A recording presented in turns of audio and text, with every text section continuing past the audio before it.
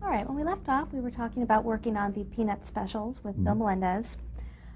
Walk me through the actual stages in the production of one of these specials. What was the process? The process was that Bill would get together with Charles Schultz and come up with a story. And then Bill would come back and he'd do the storyboard. And he'd actually do the story. They would come up with a premise, and so Bill would actually develop the story and the storyboard. And then Schultz would make whatever corrections, and Bill would come back and finish it, and they do a recording using actual little kids, and to keep the youthful exuberance in there, the voices. And so then once I got a soundtrack, then I started breaking it down into scenes, and I would time it all out, time out the whole picture on bar sheets, which you actually can go through and time the action down to each frame, and with the dialogue and the action, and even put in sound effects just on the bar sheets. And so once I timed out the show, then I would go through individual scene by scene. In the meantime, a layout person would have the storyboard and would be actually laying out the backgrounds and kind of indicating where a character would go into each scene. And so I would get those folders with, and then I would go through and make sketches of the characters in whatever action they were going to be in, what expressions, what attitude, what kind of actions they were going to be doing. And so I make a series of drawings, and then once I had a stack of drawings, then I would call an animator in, and I would hand out the scenes to him and walk the animator through what the action is, what I expected, the pacing, the timing, and the feel of the scene. And so he would go off and animate it. Usually, most of the animators were freelance animators. They worked at home. And so I give them about a week's worth of work. And then, so I did that, had like about maybe 4, 5, 6 animators per half hour. And so just keeping me busy, and so that's the way. Just go through the whole picture. Just go to the very end, and just time every scene out, and make the drawings, and work with the animators. And in the meantime, I'm also working with the musicians, trying to go through the story and what kind of moods the music would be in, and how what kind of feeling you want, if there's going to be a song, where the song would be in, and what the song would say, and and that kind of thing. So, and then once the animator brought his scenes back, pencil sketches, an assistant would clean them up and do the in-betweens. Then we'd do a pencil test, and we'd look at Bill and I would look at the action and see if it's flowing right. We'd make changes, give it back to the animator. And so we'd keep adding each scene onto the reel so that we could see how the whole picture was coming out in continuity. So, and then finally we got, but once the action of each scene was approved, then we would send it over to the ink and paint department to be the drawings, so that they can be inked and painted and onto cells, onto celluloid, and then at that same time, there would be backgrounds being made that behind the characters, and painting the world that they live in, and so then at the very end, everything comes in, and it goes to camera, and the cameraman then, based on the animator's exposure sheet, he exposes each drawing based on the way the animator planned the sequence of drawings. And so combining the background and the different layers of characters, there's one or there's 5 characters, so they're all photographed for finished. And so then once we have it in color, then we go through and start putting sound effects and play in the music and do the final mix. And you got a finished picture. How long did this process take from beginning to end? About 6 months. About 6 months to do a half-hour show. And that's, again, having all the animators in town, everybody, coming in and actually working with the animators. That was a great luxury. You don't have that now, but that was a great luxury to actually, work with the animators and, explain to them how the scene works and how the character, how hard to push it. And so that's a fun part. How many frames per second are used in television animation? 24 frames a second. Yeah, on tape, I think they use 30 frames a second, but for film, it's 24 frames. And it doesn't differ with animation? No. What was Liam Mendelssohn's role in this process? He was a producer. He was a salesman. He's the one that got the rights through Schultz to produce the Charlie Brown specials.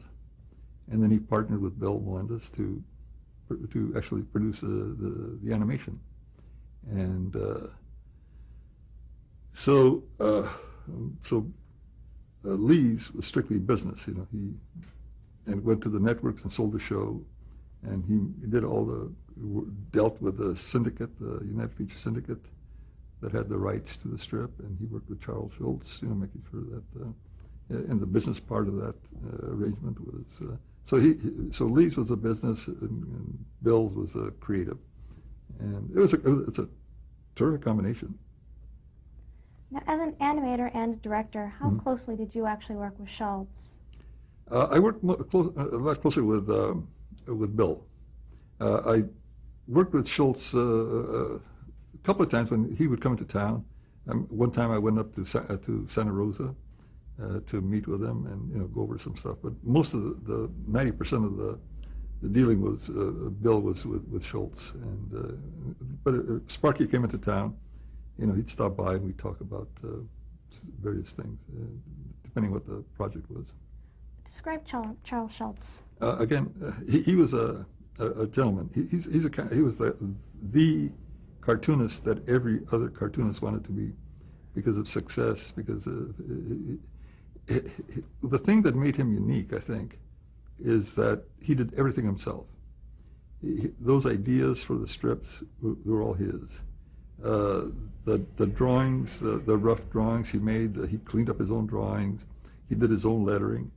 Whereas a lot of other cartoonists, comic strips, they'll have somebody they might sketch in the drawings in blue, and they might have somebody come in and clean them up in ink, and have somebody else do the lettering, and they might have a writer, gag man to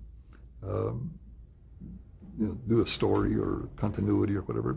But Sparky did everything himself. He didn't want to take ideas from somebody else. So, people always give me, "Hey, Sparky, why don't you do this with the character? Why don't you do that?" So he'd be very nice. Say, "Yeah, that's a good idea," but never used. Only because they were his characters. They was part of him, and so that's what made it so unique. I think that's what made it. They're still printing them. They're still in the paper, and those are more classic characters that are going to be around for a long time. What were some of the rules that he imposed on his characters being animated? Stay close to the drawings. He was so protective of those drawings. The character, the model sheets. You have to stay on character. That was. Those are his kids. Those are his babies, and so you have to treat them with respect. And so you just had to stay within the confines of each character. Have any of the characters gained greater or lesser focus as the specials have gone on through the years?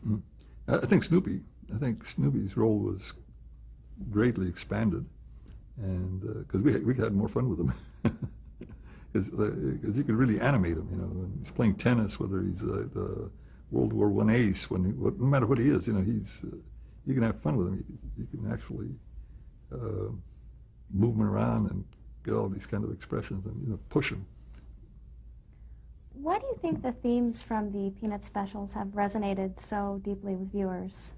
Because I think they're honest themes. I mean, because Sparky was a very spiritual person, and he had this kind of a middle America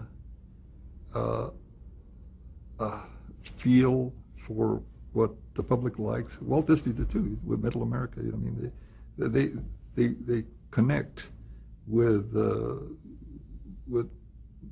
average person's feelings, and people relate to that, and so it's no big secret. I mean, he didn't try to be anything other than himself, and he stayed. That's why he wouldn't take any ideas from anybody else. He just wanted to do what he thought worked, and it worked wonderfully. Which one is your favorite Peanut special? Oh gosh, there's I don't know. There's several. Kind of like the one. What was it? I forget the name of it. Where Snoopy's playing tennis. I mean, there was some great animation in that Bill Littlejohn did. He was a great animator. He still is. He's still around. He's probably about 90 years old. I think he's still picking up from Bill Melendez. And there was the Easter show was great. There was one where ice skating, that we actually had some live-action ice skaters. Sparky's daughter do some routine, and that I used as a guide for having Peppermint Patty skate. And so those are challenges to me that I enjoy creatively, to making it work from a live action to actually, it's a cartoon doing it, but but to me it worked kind of very kind of flawlessly. It had a nice transition there. Now, when did you leave Bill Melendez Productions? I left at the end of '83. And what were your plans? And what happened was, I'd been in the business for quite a few years, since '55, and I'd accomplished almost everything I'd wanted to do.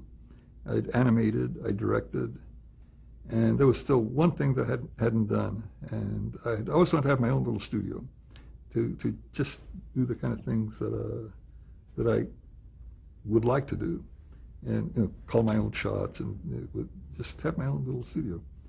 And I was 53 years old then, and I figure in 12 years I'm going to be retiring, and if I don't do anything now, I'll never know what it would feel like. I would hate to be 65 years old and look back and say, I wonder what would have happened, and not know.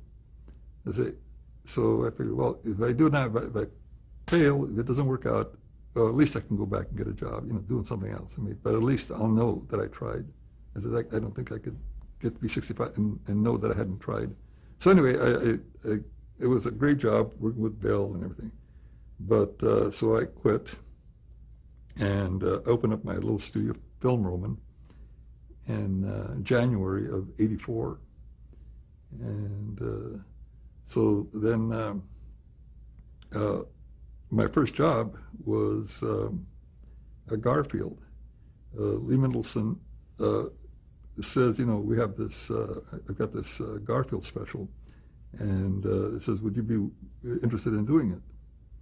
I says, yeah, that's the reason I'm going into my own. And so he says, well, let me get the approvals from the network, from the syndicate, from Jim Davis, and see if they're willing to let you do it. So, because I had no track record as a producer. I had track record as a director and everything. But when you're actually in charge of the delivery, of the actual production and delivery, that's a different thing. So anyway, he came back to me and says, you've been approved, just work out a budget. And so that was the first project we did, was Garfield in the Rough. And it was a half-hour special, for CBS, and I worked out a budget, and so we did it on schedule, we did it on budget, and it won an Emmy, the very first thing. So after that, I got all the rights to do all the Garfields after that, and. Now, hadn't you also worked on some Garfield specials with Melendez? Yeah, the first two were done there, and there was some, I don't know whether, but it didn't work out because of political things within the studio, and so it was just a thing that me going off, and was an opportunity for Lee to actually have them done, and it just the timing was right. So anyway, because in fact I directed both of the ones that there was Garfield on the Town and Here Comes Garfield, and so. But after that, the first one, then we were doing for the next 3 or 4 years. But next 3 years we were doing maybe 1 or 2 half-hour specials a year. And so, man, I had this great thing, for had a nice little studio, and we're doing these shows that were being very well received, and then all of a sudden, CBS wanted Garfield for Saturday morning, and so Lee, sold the show to Judy Price at CBS. So we went from doing in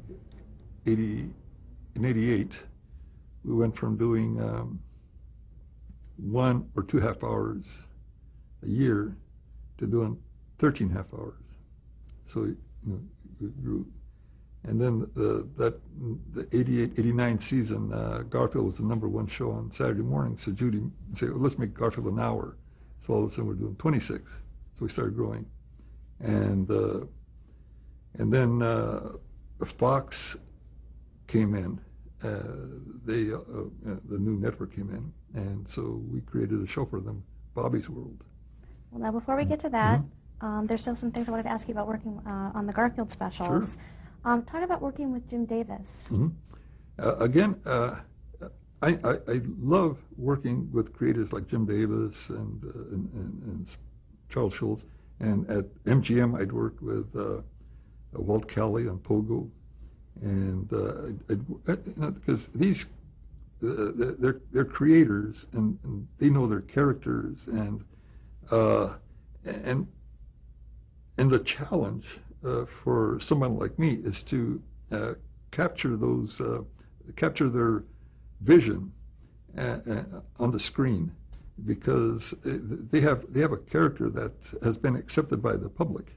The reason you're doing the show is because there's a demand for it, and you have to live up to certain expectations.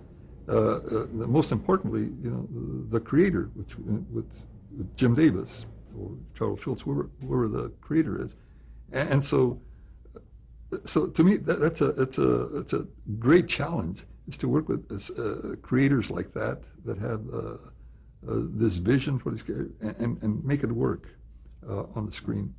What was his vision for the Garfield character on television? Well, again, when going to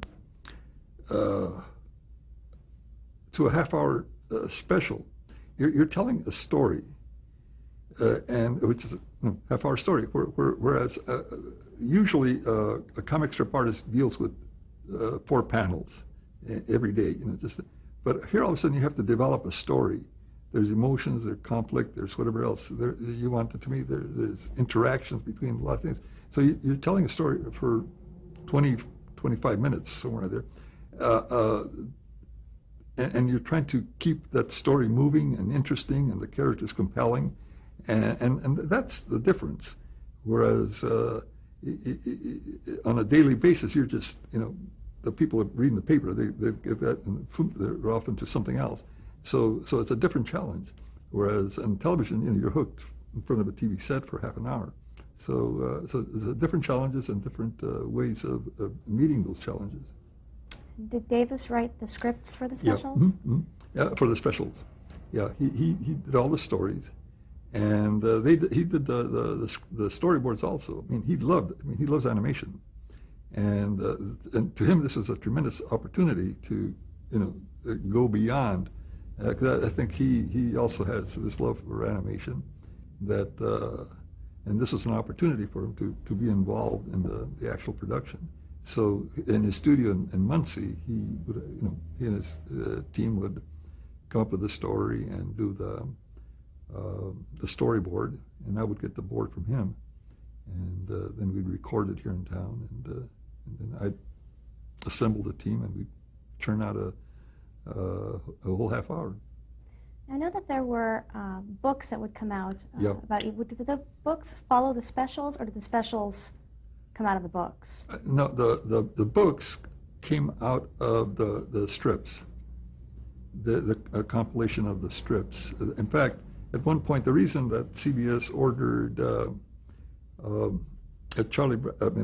Garfield special originally was because the New York Times list, out of the top 10, I think like 5 of them were Garfield books, little compilation books. And so CBS was impressed by the fact that like I think 4 or 5 of the top books were Garfield books. And so I think the New York Times, after that, they eliminated those kind of books from being part of that list. But that's and then they did do books based on the specials later, but those came based on the story, and those came afterwards. But the things that sold the original specials and the original series were the comic strips and those books. That they were so popular, so many being sold. There was an audience out there already. How would you describe the character of Garfield? And again, I think this is the fun part for me is that here's a cat that he's fat, lazy. He's an anti-hero, really. He's selfish. The world revolves around him. Everything has to be done according to his schedule, that kind of thing. And of course, nothing, especially once we got into the series, nothing always worked the way he wanted to. And so it's fun, bringing this out. And again, there's several things in defining the character, because a comic strip, it's just visual. In animation, all of a sudden it's got a voice. What does Garfield sound like? What does he really sound like? And so again, getting Lorenzo Music to do the voice defined him. You couldn't have asked for a better voice to portray Garfield, because it just blended in so well, and so that to me is a fun part of bringing all these different elements together to define the character and to tell the story. Were you involved in hiring, or I should say casting, Lorenzo Music? That was done. I was part of the team. I sat in on the thing, but it was mostly Lee and Bill. But I remember I sat in on the auditions of all the people coming in to audition. And when Lorenzo came in, that's it. That's it. That's we don't have to listen to anymore, because right away in our minds he talked to Garfield. Describe Lorenzo Music. He was to me he was a very talented guy. He had a great background as a writer in live action, and he was Carlton the Doorman on the Rhoda show, and he's a director, he's a writer. He had a great background in live action, but doing voiceover, I think he really enjoyed that, because I think he could do everything else, just once he started doing Garfield, because that more or less kind of was very satisfying to him. But he was just kind of a. He didn't like to be photographed. He had a publicity photo of himself that whenever anybody wanted a picture of him, and he's got this big cup of coffee, like he's drinking out of it, and all you see is like his eyes, and, and he's wearing a hat, and so you don't see too much of him. And so he didn't want anybody to really recognize him, I guess, in public or whatever. But he was a real nice guy. He was very talented because he picked up the nuances. And that to me is when you're doing voices, that's what you need, the little nuances in the character. How long did you work on Garfield projects? Oh gosh, till because we did not only the specials, we did maybe 10 Garfield specials.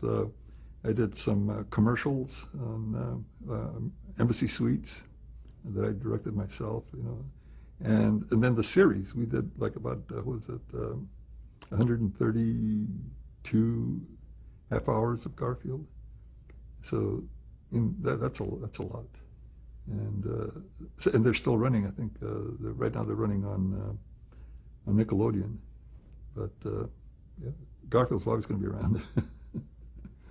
Well, now before we move on to some of your other projects, Mm-hmm. I'd like to go back to Film Roman Mm-hmm. and talk about the company side Mm-hmm. of all of this. How did you manage to balance the creative and the administrative duties in running this company? Yeah, that's a real good question. What happened was that once we sold Garfield to Saturday Morning, I had to decide whether I was going to be a director or a businessman.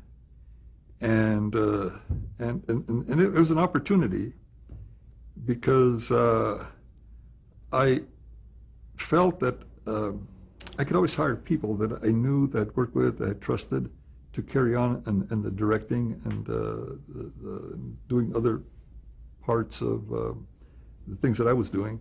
And so I started taking a more active role in okay, I'm not a businessman. I didn't go to business school. I went to art school. And so to me, to see how far I could grow the company, just based on what we were doing. At that time we were just doing Garfield. But Garfield had been so well received that when I went to Margaret Lesh about doing a series, Bobby's World, she already knew my track record. There was a comfort level there. So then we started doing Bobby's World for Fox. And all of a sudden other things started opening up. Joe Barbera called me up and met him for lunch. And he asked me, he says, would you be interested in producing and directing a Tom and Jerry movie? I said, yeah, I would love to. Those are classic characters. I would love to do that. And so he says, well, Hanna-Barbera is not interested in doing it. And so Turner wants to do this feature. So he introduced me to the power to be over there at Turner. And so we produced Tom and Jerry the movie. And well, let's stop right there mm-hmm. and change tapes. Okay.